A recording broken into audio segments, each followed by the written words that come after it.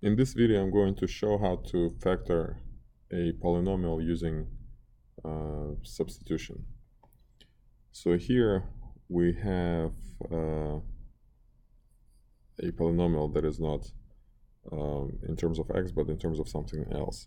So to make the factoring process easier, we can do the following substitution.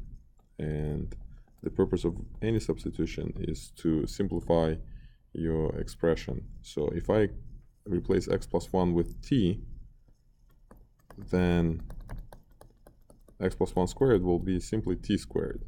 So that means my original expression is now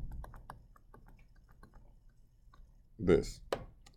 So which can be classified as a quadratic trinomial with the leading coefficient 1.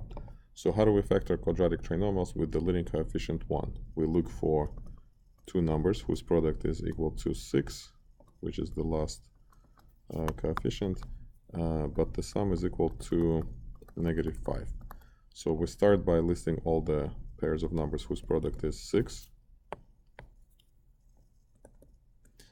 And this is a complete list. So which of these sums is equal to 5 or -5? So this is not this one, and 2 plus 3 is equal to 5. So if I want to make it -5, then I should change the signs of both of them at the same time. Then the product remains 6, but the sum is now -5. So we found two such numbers. Therefore, the factorization of this polynomial is t minus 2 times t minus 3. So we factored the polynomial with the letter t instead of x plus 1. However, the original problem was in terms of x, so we have to replace t back with the expression in terms of x.